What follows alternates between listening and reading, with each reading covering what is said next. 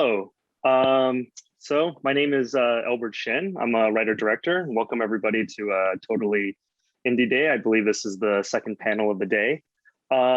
Firstly, I'd like to acknowledge the land in which I'm beaming in from, which is the treaty lands and territories of the Mississaugas of the Credit, and the traditional territory of the Anishinaabe, the Wendat, and the Haudenosaunee, and otherwise known as Toronto. And I'm grateful to be working on this land.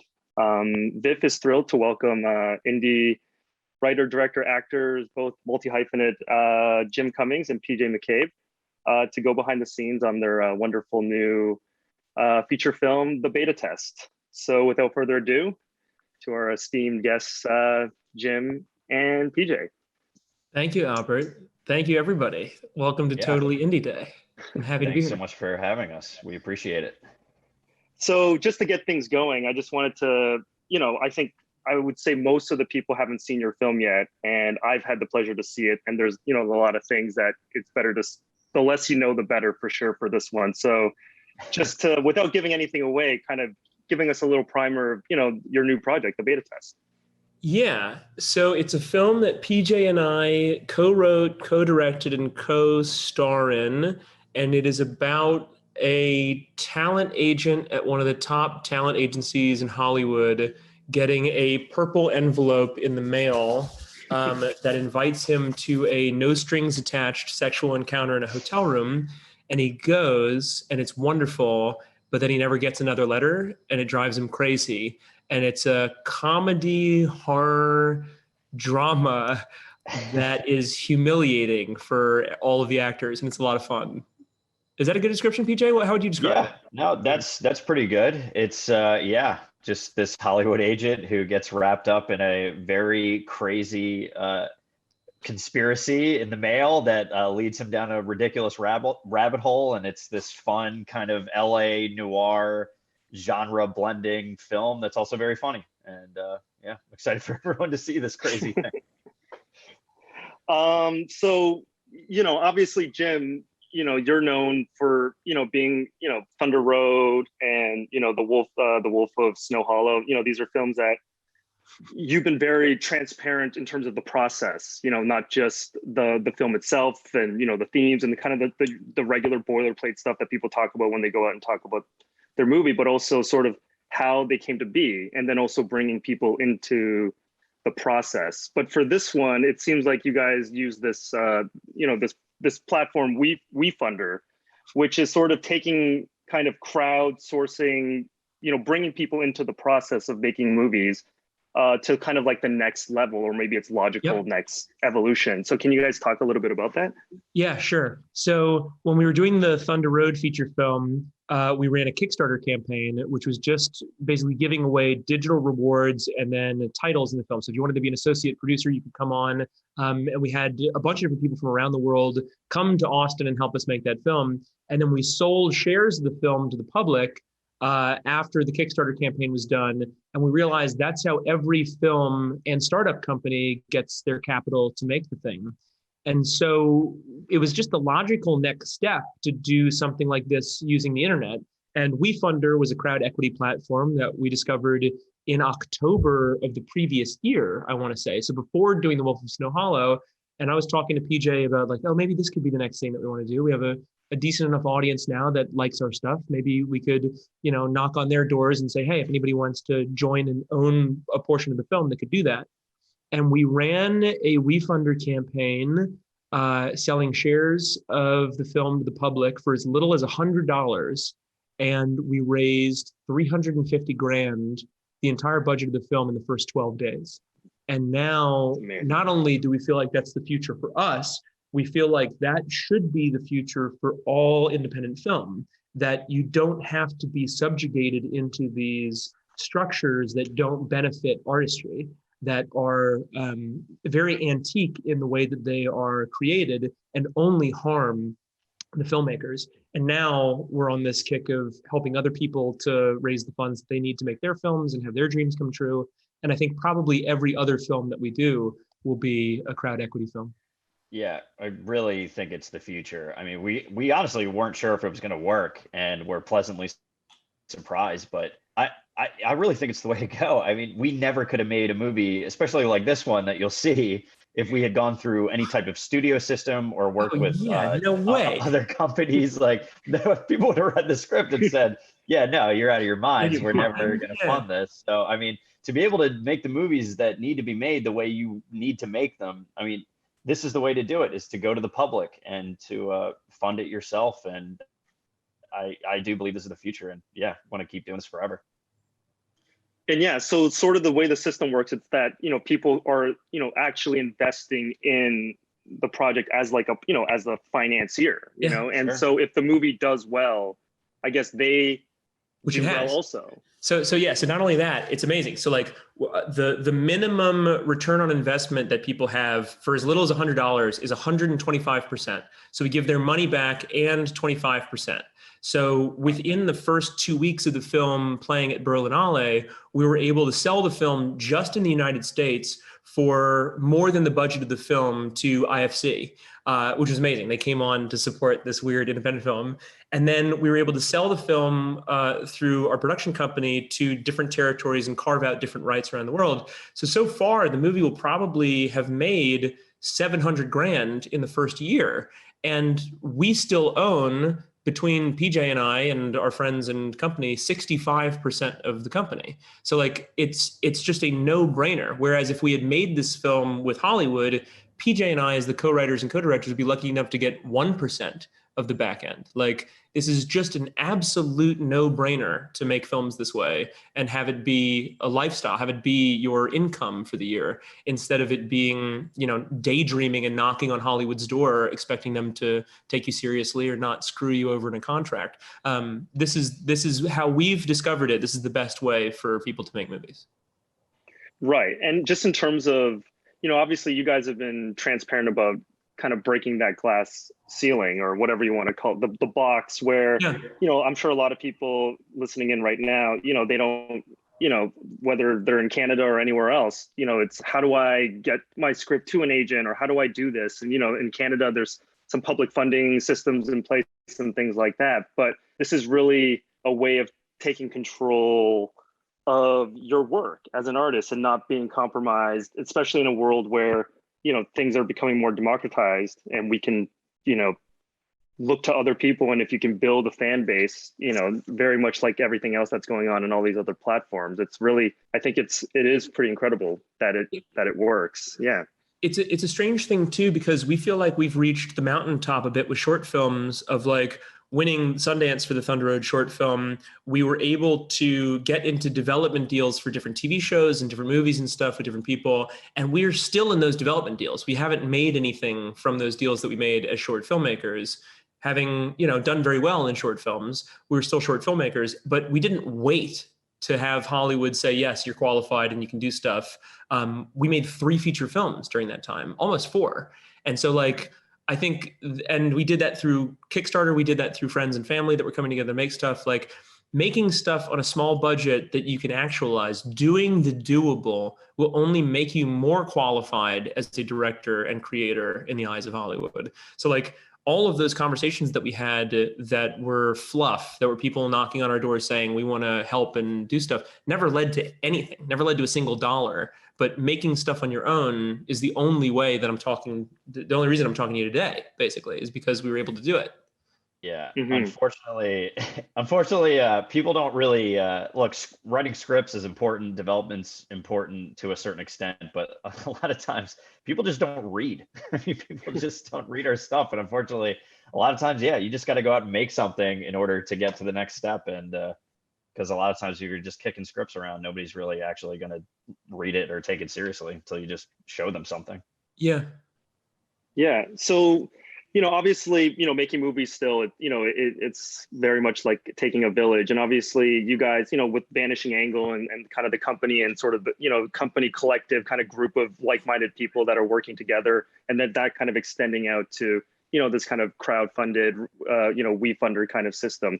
What is the most important thing that you found as this kind of thing is developed, in terms of the collaborators that you need to kind of build something that's sustainable, with you guys making films together with your friends, like-minded collaborators where everybody's kind of pulling in the same direction and it doesn't become, it doesn't go sideways in a lot of ways where, obviously things like that can happen. So what are some of the things that have kept you guys from keeping this kind of ship afloat and being so successful? Yeah, dude, we've been very lucky. I mean, I hate to say, I know it doesn't seem like that from afar, but it's been a million different small things of luck that have gotten us to where we are. Meeting Natalie Metzger when we did, she's our producer, and she had just graduated from Cal Arts as a dance major, but was the most meticulous, incredible producer I'd ever met, despite the fact that she hadn't done very much.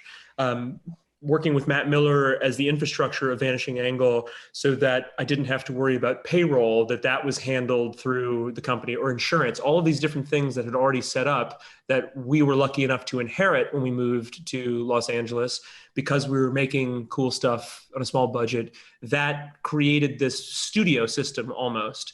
And then because we were making cool stuff, that attracted more people in a community to want to help out and make stuff with us. So really, the system already existed when we got to Los Angeles, or when we were starting to make movies, but it was 1,000 other people's different communities of filmmakers.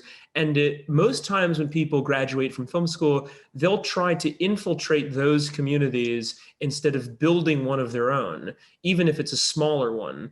And the best advice that I can give is that, to not have this idea that you're going to work your way up in, the bad robot community, and then someone's going to take you seriously as a director 15 years from now, and instead impersonate what that system is and bully your friends into becoming a film studio. And it becomes easier with every single project. Starting small, growing larger, you can do it yourself.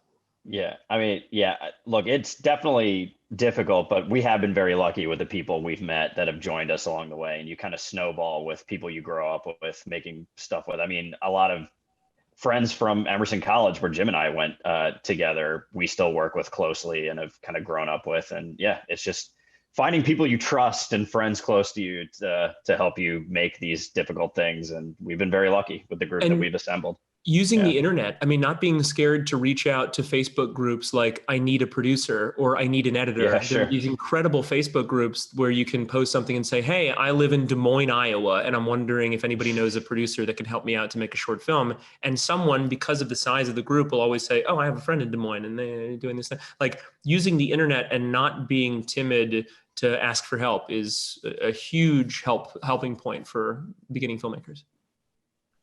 Right. Yeah, I mean, it's incredible. So I guess to that, Jim, obviously you've, as a writer, director, multi-hyphenate, as a solo writer, director, you've had a lot of success, like Thunder Road and your short films as well. And your last one, The Wolf of Snow Hollow. But, what was it? I guess this is a two-part question. It's the same question, but I guess it's for two different perspectives, which is you, PJ, and you, Jim, which is, bringing, obviously you guys have been friends and you guys have known each other for, since you guys were in college, at least it seems. But what was the thinking behind, obviously I can, from you, Jim, I can do this. I'm a director. People know who I am and I'm successful. But, I want to bring on PJ, and this is a project at this point in my career. This is the thing that I want to partner with PJ on. And for you, PJ, it's obviously Jim is, his career is up and running, and he has a loyal following and his films are doing really well. For you to be this is, I'm ready to do this and be a part of us, this thing together, what was the conversation? Was it a conversation, or was it just very much a natural thing? Yeah, Albert, to answer the question you're too scared to ask, yes, my life has gone downhill since I've started working with PJ. Yes, I am here to derail his career, and yes, it's going very well. But no, dude, it was very natural. It was like PJ was already so helpful on all my previous projects. He's actually my best friend. We started out being drinking buddies in college. And then after Sundance, after doing the Thunder Road short, PJ had this brilliant idea about a project about the moon. And we started workshopping it. We'd already been doing short films and kind of longer form short films together as actors for a long time, since 2005, which is insane. 16 years we've been knowing each other, working together. And then we started working in development on the space TV show, and we were just writing all the time. And then we had the idea for the beta test, and we were just talking about it all the time on the phone. And the way that we write is all out loud. So it was very natural that we were going to co-direct this one because we were already sculpting the thing in the writing process. It was already directing it. It just happened to be in the writing format. Like this movie is so meticulous and forensic in the way that it had to be made that at no point did I think, oh, well, I'll take directing credit on this one and not involve PJ. Like it was very much this bizarre passion project between the two of us, and it had to be that way. Like, and I think with these other films that we've been writing, that we've been co-writing, I think we'll probably do the same thing. It'll be this kind of fusion of us. Neither of us has an ego. You know, I'm not trying to be a sole director on anything. It's nice to involve people who can make the project better. Yeah, look, I mean, it's been very lucky. I mean, growing up with Jim, I've known Jim for years, even, before, we started making these features together, and was always involved in some way. We've done a million things together, been writing together forever. And so, on different TV shows and other things we've been developing. And I mean, now we have this outrageous slate of projects that we're building together. But yeah, it was, to be honest, I was nervous jumping into, I haven't really directed much, but I mean, it's nice for your first directing project to be partnering up with a Steven Soderbergh type who just basically edits and shoots and does absolutely. I recommend it to everyone for your feature directing debut.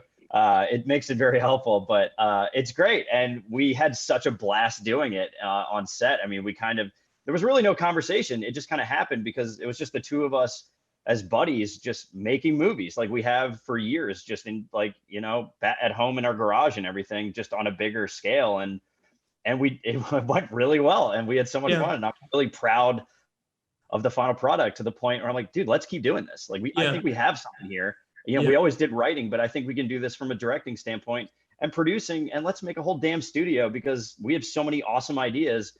And I'm so pumped to keep going. So we've been very lucky that we just found something that I think really genuinely works.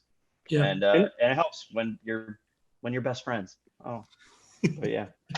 That's like, I think that's super heartwarming also, but very inspiring, I think, because, a lot of times, in this industry and the beta test kind of touches on it, there's ego and sort of all this stuff that kind of gets mixed in that really isn't helpful, I think, to, we make fun of that. I mean, that's a big part of the movie. Exactly. Like, dude, don't take yourself so seriously. We're making movies. We're not splitting the atom here. Yeah, the film industry can be very soulless and dishonest, and it's nice to, have members of the team that aren't dicks. It's very important. We're very lucky in that sense.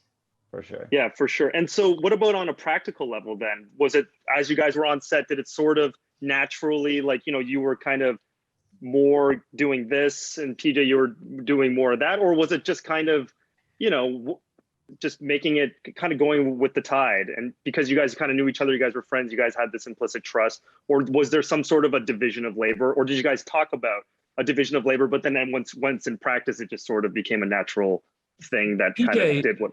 Did we ever fight? I don't think we ever fought. No, I honestly, not really. It was like an incredibly smooth set. I mean, there were a couple days where things got stressful just because of time.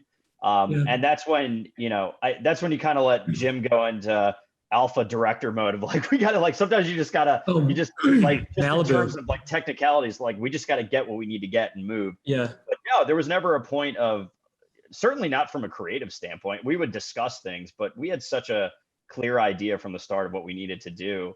I mean, there'd be times where, Jim would be working with Ken, our amazing DP, and I'd be off talking to the actors or vice versa. I mean, but there was never all right, today you're doing this, you're doing this. Yeah. It's just kind of running There's around. There's always 1,000 fires that you have to put out on a film set, and to have two people putting out the fires, it made it easier. The fact that I could talk to Ken or talk to the actors and vice versa was very helpful. Of okay, this is the way the camera has to move. The location's too small for this. How do we actually not use the dolly and instead go handheld? Is that possible? Can we stabilize and post? All of those kinds of conversations about, you're having to handle and make the movie and build the plane while you're flying it. It's how it always is with making a smaller independent film. But then really, because PJ and I record the film as a podcast, and it had to be so perfect before we shot it, we never had time. We shot the movie in 17 days for 250 grand. Like we never had the time to make the movie and to fight. It was just like, you know, a sprint basically. But because we do it as a podcast, it's so purposeful how it sounds, and we put in music and sound design beforehand, that really when we show up on set, we're just trying to reenact and then elevate the podcast version of it that PJ and I have already directed together. So like, there was never really a question as to like how it was going to be, because we knew it was going to work in this audio format. And then it took us nailing it cinematically in video format on the day. Yeah, I just want to unpack that like podcast idea. So how does that work? Like, you know, how does that work? How does that work? It's super janky. It's like, so I use this microphone that I'm talking to you on. It's a Zoom H1, I think. But I'll hook it up to Premiere, the editing software that we use to edit the features. And then I just use the microphone and then record the script as a podcast. PJ and I will play every character basically. Sometimes we'll bring in other people they'll do a better job. And then I mix it and edit it. The only thing that's different is instead of saying interior police station night, I'll say Jim walks into the police station. And the audience kind of like, it fills in the gaps in the brain of like, it feels like an audiobook. It feels like you're listening to the Harry Potter audiobooks or something like that. And then it's humiliating to listen to for me, because it's like I'm playing a 9-year-old girl in the Thunder Road podcast. And then, but it works. Like the audience gets the point. And then we put in music and sound design, so we can kind of tell that the movie's going to be 91 minutes by the end of it. Like we know the pacing and the cadence and the timbre of every scene. And then we send it to the producers who say, yeah, this is feeling slow, this could be better. And really in listening to it, we get to edit it as well. Of like, oh yeah, those scenes can be 1, it doesn't have to be 2. And then we send it to the cast and crew as well, so that we don't have to waste time with rehearsals to get the first base layer of what the thing's gonna be. They get to hear how the song is before they have to go to concert and sing it. And then we get to elevate it from there. It's been really helpful. Yeah, I've heard of you talking about this, but I think, did you learn about that from somewhere else, or is this just something you guys? Yeah, because if you think about it, it actually does a lot of things. You know, before you spend all this money. Oh yeah. Trying to go on set and do, like think you about said. That. So. You spend 20 grand or 15 grand on a short film, never hearing it out loud until you show up on set or in rehearsals and you're like, wow, I'm a bad writer. This sucks. The actors aren't doing it right. What's wrong with me? And it's like, no, you get to do it out loud and make sure that the thing doesn't suck before you go and shoot it. The only person that I'd heard of that had done something like this before, and I've heard of 1,000 other people doing this now, because I say that I do it, and then people say, oh yeah, Christopher Walken used to do this or something. Peter Jackson did a version of some of the scenes of the Fellowship of the Ring with little green army men. So he shot the whole thing in these tiny miniature sets, because they're spending $1 million a day or something for that thing. He's like, I want to make sure that it's going to work before I put Elijah in the outfit and makeup, Dude, I want to see that movie. I want to see that. Fellowship with little green army men. Yeah. G.I. Joe Fellowship. Yeah, exactly. That's awesome. And so, and like kind of taking that knowledge that you guys have put in and all that kind of legwork, obviously I would say this one is probably your visually most ambitious film of the 3 features that you've done, Jim. Yeah. And, like you're saying, you shot it in 17 days, which to me is crazy. I'm always, I've made 3 feature films, and every single one, I'm like, I need, whatever, I need 50 days, 60 days, I need more days. And just as a filmmaker, seeing, how, the precision. I know you guys talk about, David Fincher a lot, and, Uncle David and all that kind of stuff. And there's obviously a little bit of that in terms of, there's a precision to his filmmaking, that he's known for, which this film has. And generally, most filmmakers would attribute that to having time. Obviously he's known for shooting lots of takes and being very methodical, but, when you have 17 days, and you're also like acting, and you're like jumping back in front and behind the camera, both of you. It's not even like you're acting and PJ, you're mainly, you guys are flip-flopping. It sounds very chaotic to me. How does that work? I just like that. This is just me. Like, yeah. I mean, there's a lot of things to unpack there, but how does it work? Yeah, it sucks. So PJ and I, the first feature that we did, it was a movie called 13 Cameras that PJ was the lead actor and I was a co-star. And we shot that in 10 days in Escondido. And it was a bit like how you would shoot a soap opera, where it's like, if you get 2 takes, you're lucky. You know, it was like, there were times where PJ was like in a wardrobe and they would say, yeah, that's a cut. It's like, okay, we're going on to the next scene. And I was like, wait, that's it? That's it? And then PJ would go, yeah, what kind of movie do you think this is? And he would be changing into It was his like, it was like wardrobe putting or on a whatever. play. It was like It was wild. performing a play. Like you had one take and you had to have, and you were done. And then Thunder Road was 14 days. So it was, less than beta test. The most time I've had to make a feature was 23 days for The Wolf of Snow Hollow. So, I mean, I'm speaking fast right now, but that's kind of how I get on set. I'm very like nervous energy. And I'm like, all right, let's go to the camera, action. And then I'll put on a Southern accent and do the scene. And so I don't know, I think really doing the podcast and having all of these conversations with our producers who are very meticulous about budget, because we've had to be, it's been really helpful because we know what's going to be in the frame at all times. And the thing is already kind of made and edited before we shoot. And I realize that kind of filmmaking is rare these days. And with Uncle Dave, he's working with big budgets now and has the ability to say, you know what, like, I don't really care about the actor's hangover. We're going to do 100 takes of this thing until we get it. And that's kind of, he's a masochist, or I guess a sadomasochist in that case. Poor Andrew Garfield. But that's what it takes to make something great at that level. And I don't blame him.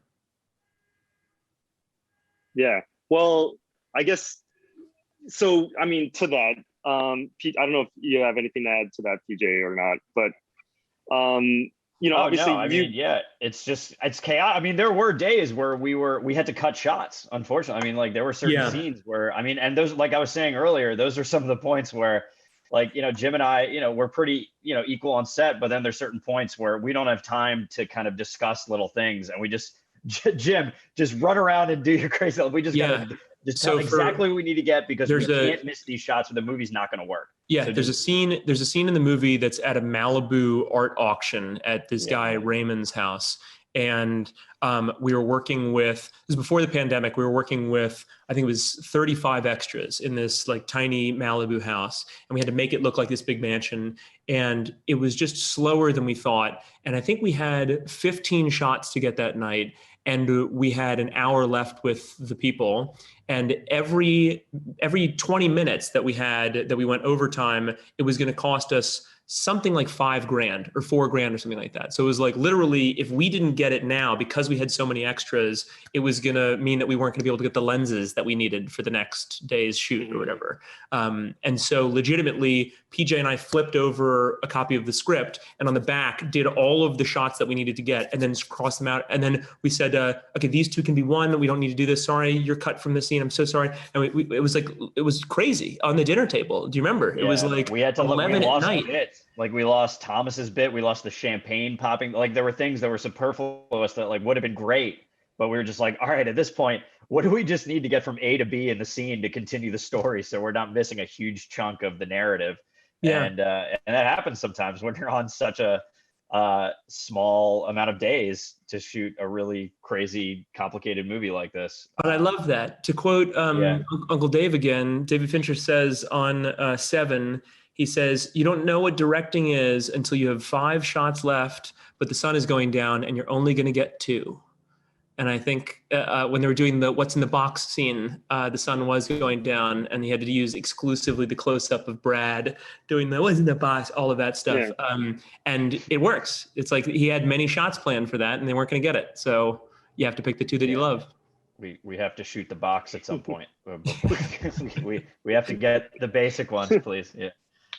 Well, I mean, kind of to build on that then, generally when you talk to filmmakers that kind of work in this kind of ethos and method, usually you're extending that to your keys. But, I've noticed that, you've worked with different DPs for your features. You work with different keys, which means you're bringing, I guess, somebody new to the fold in terms of, this big project that you're doing. And can you talk about how to integrate, different collaborators in that sense that are obviously very integral to the movie being made? Yeah, so the beta test wouldn't have been made had it not been for Ken Wales and my other producing team. Like the fact that we've made arguably three features before making this film together means that we hired 500 people and then weaned it down to the juggernauts who really care, who are really going to work hard and are lovely. So like my production designer, Charlie Texter, has done all of my movies, even shorts. And I met him doing Lil Dicky music videos for Tony Ascenda, and we've kept him ever since. He's amazing. He's like the best production designer. Never tell him I said that, but really everything that we've done is because he's so good. I mean, he's like, he thinks about everything. I don't have to worry about that. He's going to make the artistry of the production design and I don't have to think about it. And the same thing goes for every department. Like with Ken for the beta test, the movie looks like a $4 million movie and we made it for nothing. And that is all due to his abilities with the camera and his control of the camera. It's unbelievable. But yeah, for every 4 people that we have on set, we've gone through 400 or something to find this core team. That's amazing. I've had difficulty with bringing on people. I've cast people who I've loved and other stuff. And then in working with them, it's been difficult. That's just how you make movies. It's just how you learn along the way, and you have to be a really great diplomat. And I guess that's what leadership is. You just find people that you love, and those that you don't, you just don't bring them on to the next project, I guess. Yeah. Well, I guess that also kind of extends to the post-production phase. I know, Jim, you edited this one, and I know you've kind of been editing since you were in high school or whatever. Yeah. But you had other editors for your previous features. But for this one, was there a thought process to that? Was it because I have a co-director that if I get a little bit too in myself, at least I have a co-director that can be like, maybe we should do this, so just to create a perspective? Or am I just projecting? Or no. PJ and I were very much the directors of the edit, and like although the editor, I was sending him cuts. He would get tested and come and stay at my place, and we would watch the movie down 1,000 times and do tweaks and make the thing work. And so it was a very collaborative experience editing this film, but we didn't take notes from anybody. It was just the two of us trying to tell this story that we wanted to tell. And also the editing process took 16 months. So even if I had brought on somebody to be the editor of the film, we would have had to pay them an arm and a leg, whereas I was willing to do it for free. I needed to. And the film was so radioactive in its subject matter and content that I didn't want to give it to anybody. I didn't trust anybody. And we wanted it to have this big explosive release because it's about agents and fuck Hollywood and all of that stuff. We didn't want Hollywood to see it beforehand. So legitimately, we built out this room that I'm in to be a 5.1 surround sound space, and we mixed the movie for 44 days, which is something you never get the ability to do if you're making a big movie. But because we were using Adobe Audition, the software that is in tandem with Premiere, I knew all the keyboard shortcuts. So I could mix the movie until 4 a.m. if I wanted to, which is something I didn't have the privilege to do if I was hiring somebody to do it. Yeah, I hate to say it. I mean, I think we were very lucky. Of course, we were lucky to shoot it right before the pandemic, but it was actually, the pandemic was terrible, obviously, but it was actually, I think it actually kind of helped the movie because we just had nothing to do for a year, but just sit in the garage and just meticulously try things and edit this movie. And yeah, I think having a lot of post time on this really helped. Yeah. It's definitely the most meticulous movie that we've made, where it feels very constructed and like the cinematography speaks to the sound design in ways that my last film didn't, because The Wolf is No Hollow, we only had 4 days to mix the film, which is an insanely short period of time, but it's commonplace in Hollywood.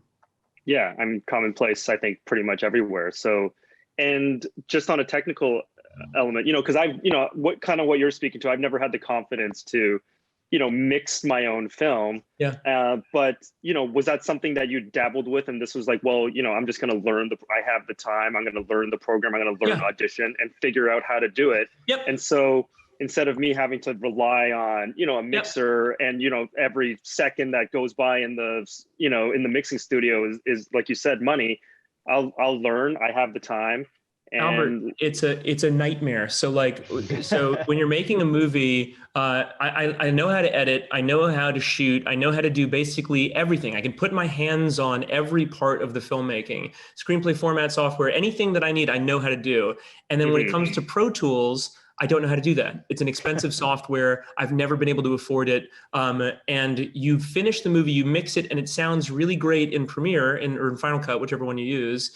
And then you hand it off to a sound mixing studio. They have to bring it into a new software that doesn't speak to the editing software.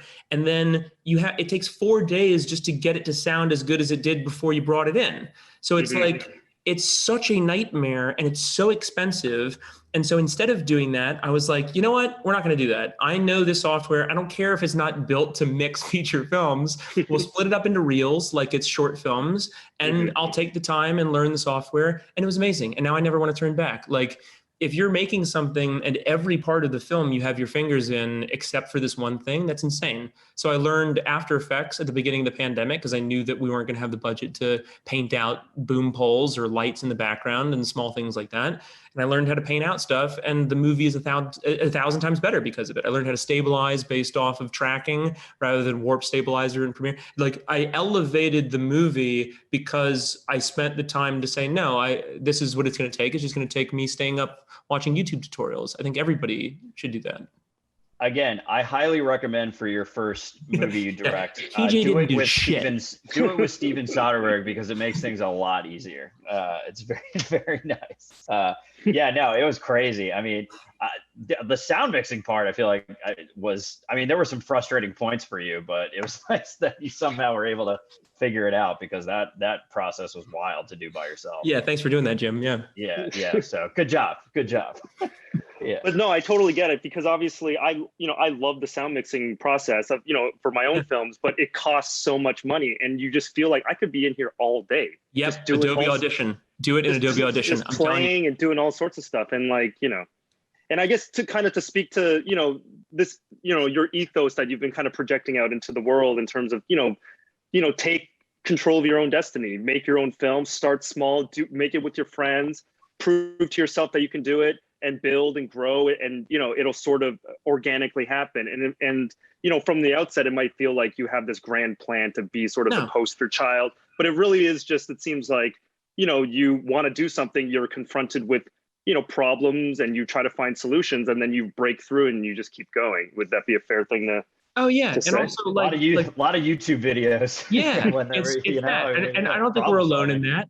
So many people. There's so much education out there on YouTube tutorials to be able to learn this stuff, but people feel like they're intimidated, or that the systems have been set up in such a way where you have to go through Pro Tools. Otherwise, it's not a real movie. And it's like, well, no. I mean, people were saying that about Red cameras instead of shooting on film, and that collapsed. Like, the movie that we were making was about bottoming out a system that's already in place to help people. And why shouldn't we just do that ourselves? Like, we needed to completely circumvent the Hollywood system if we were making a movie about circumventing the Hollywood system.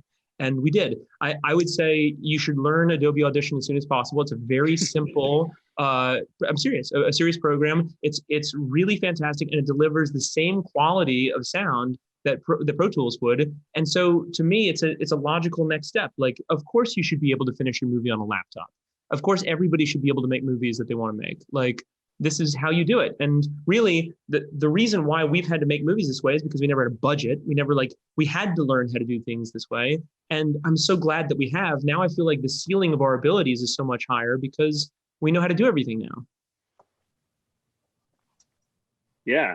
Well, and so, you kind of, you brought up Soderbergh, and, I think, for a lot of people that are on, because, he was a big influence to me. He made this film called Bubble. Oh my God, Bubble's one of my favorites. Which was the film that made me make my first feature for really? Nothing,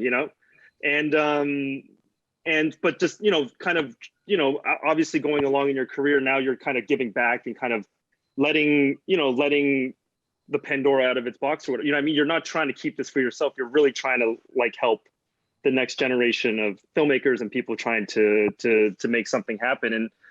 And I guess, you've talked a lot about, what to do, but, is there, what was the thing that kind of got you, there's a lot of, motivational talk and everything else, but what is the thing that gets somebody or got you out of thinking about it? I can do it off the couch and doing it and just putting one foot in front of the other and just kind of going. Yeah, Bubble's a good one, man. That although that movie, I looked at the budget, it's $2 million. They shot some of it with like a 60-watt bulb with anamorphic lenses in like a trailer park.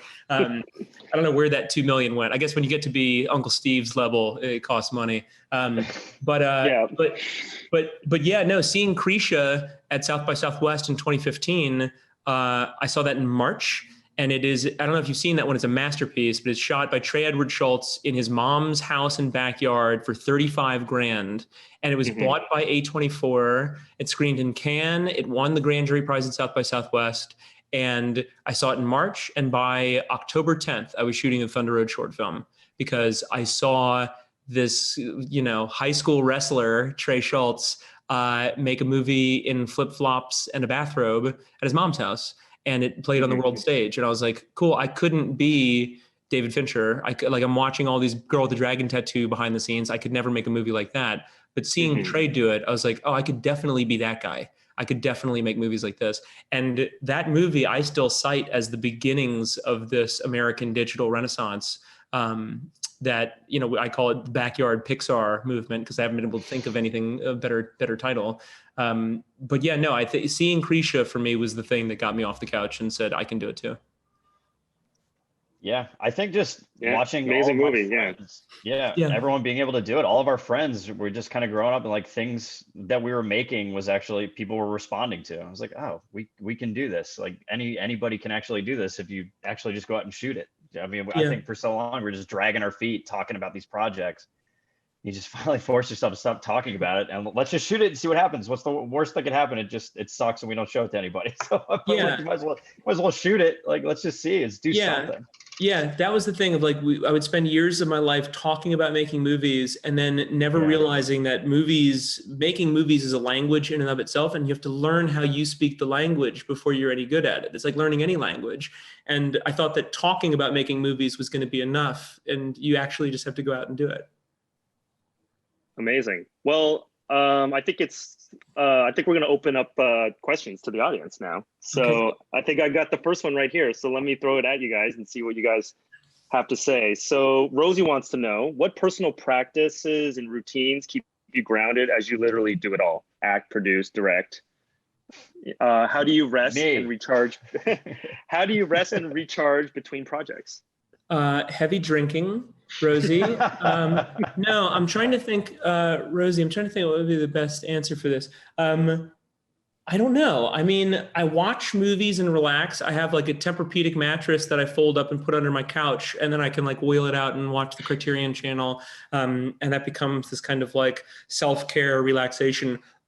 But really, because we've been making movies in such quick succession, I made 3 feature films in the last 3 years or something like that. I haven't really had a time to relax because, I know that in 15 years, my knees aren't going to be as good and I won't be able to make movies the same way that I could right now. I'm only going to be young once.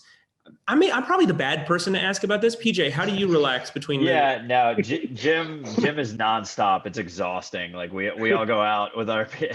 And Julia's fiance is like, no, we're not going to talk about movies tonight. We're not going to and then inevitably it's me and Jim and like some of our other buddies, the McManus brothers, Tony Ascenda, and we're just talking about our movies and other projects, and it's bad. So it's hard to turn off.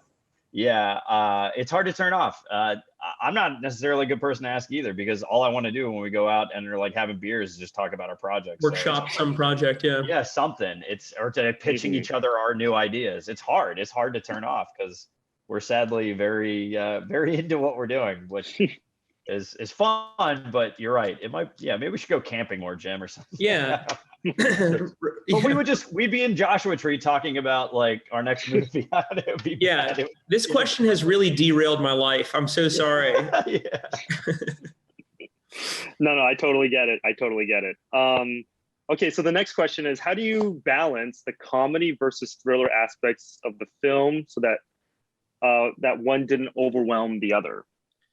Yeah, it's a tonal question. How do you guys balance the tones? I mean, which are obviously very, all over the place. Apparently for the Parasite script, there were a couple of big companies that turned it down, and there are like script notes from the readers of the company saying the tone is all over the place. Like this script is not going to work for Parasite. Yeah. It was fucking hilarious to see the picture of Bong Joon-ho holding 6 Oscars for this script that's all over the place. Fuck him. But no, I think really doing it out loud has really been helpful, where like you can hear it when it needs to be funny and when the audience wants to be scared. You get to be the first audience member when you're doing it out loud, and that becomes this nice rigorous litmus test to find out what needs work and what can be funny. And it can also just like when you're listening to it, PJ and I always say, if you don't make jokes throughout your movies, your audiences will. And so by listening to it, you're like, oh, this would be funny if this happened. And then you can kind of pitch it to each other and add that to the script. Yeah, I think also for a lot of our projects, it seems we start with kind of what sounds like a more dramatic premise, and you kind of build a serious world with serious high stakes and then drop kind of comedic characters in there. It's like writing something structured, serious with like a dramatic narrative, and then finding the jokes along the way in the scene. Yeah, like the beta test kind of worked for us. The beta test, PJ always says, is like dumb Chinatown, where it's like the engine of the movie is the detective story in Chinatown, but then it's just like this dumb asshole who is the main character. Yeah, like a way goofier Jack Nicholson. Yeah, way crazier. Yeah, with a lot of weirder one-liners. Yeah. Yeah. This is a sidebar question for me, but obviously for the beta test, you have a lot of through this Shaggy Dog detective thing. There's all these kind of side characters, the people that the hotel clerk or whatever that are great, and just and what was the process of casting those roles? Are they friends? Are they people that you've worked with, or was it just like you guys were auditioning people and finding the right people? So it's funny that you bring up the concierge at the hotel. He's one of our lead investors, and he is a Broadway actor named Jeff Martin. He's incredible. And what's funny is Variety wrote something saying the side characters are amazing, even down to the concierge. And it's like, oh my God, like Variety loves my performance. But Jeff was so good at that part where we knew he was going to be able to demean me in public, and it would just be really funny. And he killed it. And then for like the opening of the film, Christian and Malin, who are the Swedish couple in The First Murder, are actually a real couple in real life. And they're just friends of ours. And they're the nicest, most pleasant people on the planet. They speak 5 languages. They're like incredibly smart and very, very lovely people. And then when PJ and I watch the scene, we're just laughing the whole time in the audience because it's like, oh my God, they're not like this at all. And they're killing each other. And this is amazing. But no, we've been able to populate the movie with friends and family so much. Like Dustin Hahn, who plays the son of Michael, the guy who owns the Purple Envelope company, is our best friend and our co-writer in so many things. But we always cast him in these like really incompetent roles. And when he was on set this time, he was like, "Could you write something for me where I'm competent? I'd like to play a competent character at some point." And we're like, "No, sorry, I'm sorry. You're too good at being an idiot. You're too good. You're too good." Sorry, man. Yeah, I don't know. We've been very lucky. I would concur. That's funny. He'll be happy to hear that, but sad. Yeah. Well, I mean, he's just a great actor. Yeah, he's great. Yeah, he is very good. So the next question would be, how has your creative partnership evolved over time? What's the evolution been, other than culminating into guys directing and starring and writing together? But I guess maybe a little bit in the more nuance. Obviously there's been trust and things like that built, but I mean, yeah.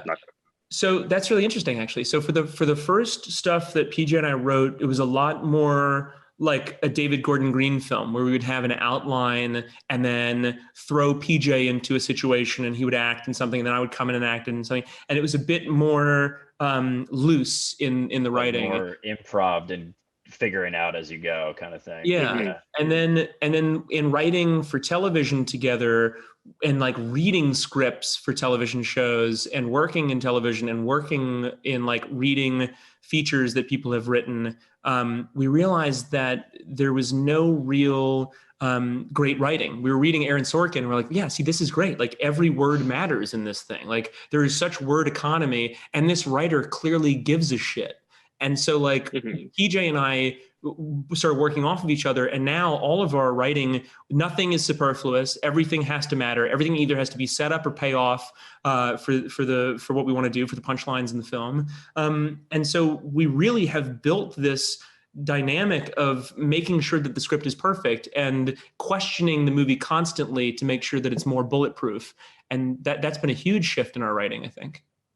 Yeah, just way more specific. And yeah, I think just getting better at writing to you. I think it's fun just both having the computers out, and it's just gotten very fluid. I mean, things that normally you would stumble or be like, oh, how do we figure this out? It's just kind of picking up on each other's strengths and weaknesses in real time. And I think we're pumping out work a lot faster because we just have a trust that we've built over the years. And then realizing that we're in competition in the big leagues, unfortunately, of like, watching Barry or watching Children of Men, and we're like, oh, we got to do better stuff than that, and that's gonna be really difficult. So like holding the higher standard, so it's not us competing with kids we went to college with anymore. Now it's Uncle Bill and Uncle Alfonso that we have to beat up, and backing each other up, and not being afraid to do these big crazy premises that are some people will say are, oh, it's not more marketable, or oh no, that's going to be too difficult to get, or that's inside baseball, or like anything like that. It's like, no, it's good. BS industry buzzwords that tell you not to make something, and just kind of backing each other up to be like, no, this is a great story, let's fucking do it.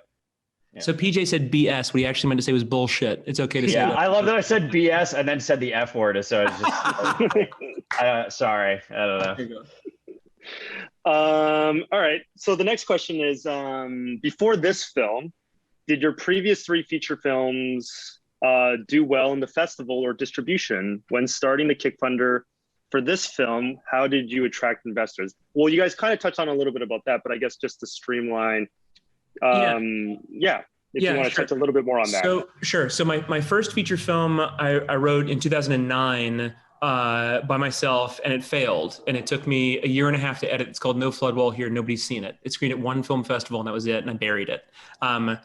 It's not good. It's very boring. It's not very good. It's like my first feature film.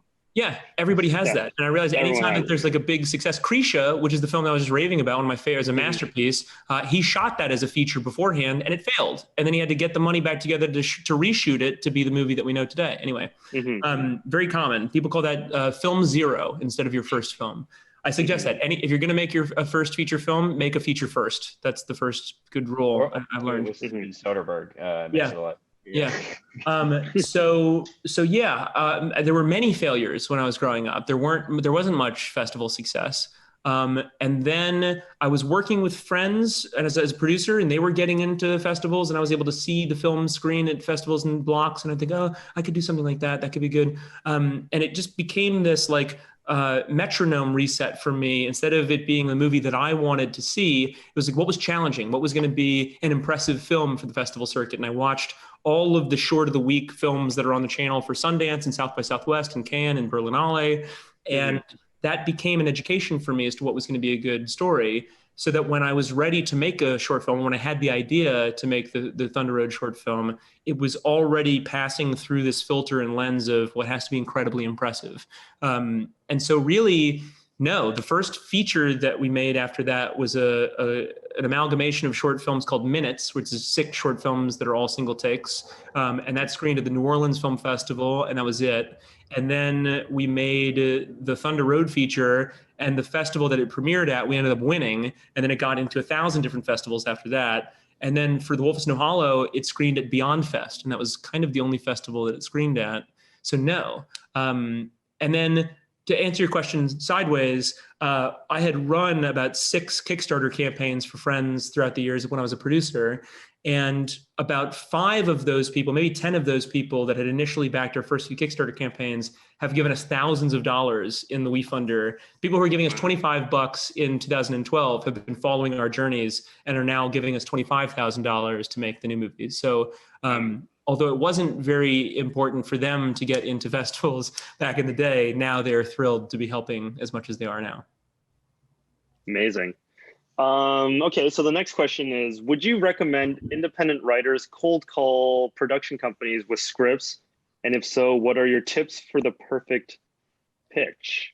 Yeah. So what I used to do is I used to get on LinkedIn and find out who was the head of development at any of these production companies. And let's say it was Stuart. There's a guy who used to work at Ghost Ship at Sam Raimi's company, and I liked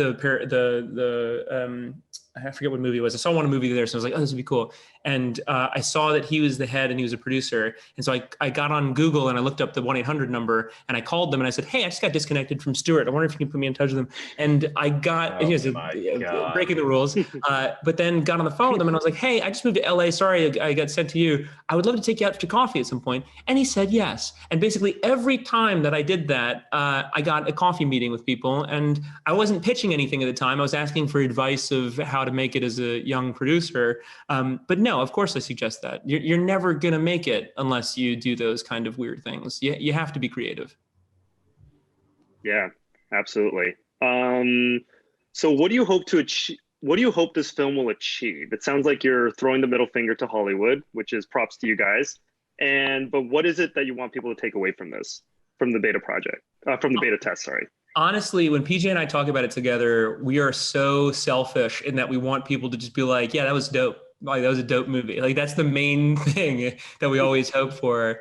I have other reasons behind making the movie, but I hope that people, when they coded. When they watch the film, I hope people will say that's what an agent is. I hope that that when people watch the film who are independent filmmakers, they will feel empowered that we took the risk to make these jokes against the power dynamics in Hollywood, and they get to laugh at these people who make them feel incredibly inadequate for the majority of their careers. Yeah, I think that goes with a lot of the corporate double speak that goes on. I hope people can laugh at the fact that, in so many of these meetings we have, it's so much BS conversation of let's keep talking. We're all excited. And that's a silly way to interact. And I don't know, it's nice for people to be honest with each other. And that's a big theme in the movie. Yeah, for sure. I mean, as someone who's done the water bottle tour a bunch of times, or whatever they call it, I don't know if what it's called over Zoom, whatever it's called over Zoom now. But yeah, it's quite an amazing piece, and obviously, you guys are doing interesting things, but at the same time, you're entertaining. And sometimes I think, serious filmmakers, I've been guilty of this myself, was like, you forget that, these movies are supposed to entertain, you're supposed to laugh, you're supposed to cry, whatever. And I think you guys are doing an amazing job of that. Thanks so much, man. That means a lot. Thanks, dude. Yeah, I think that was the last question. So, I think we just have a couple minutes. I don't know if there's anything else you guys want to say to the people, but I think this was incredibly educational and fun and informative. And yeah. I think really, on Totally Indie Day, I think it is interesting to recall the fact that it's never been easier to make movies by yourself. And it was really impossible for a long time to do it. We're very lucky that Orson Welles was able to break through and make the movies that he wanted to make. It was impossible to make movies on film back in the day.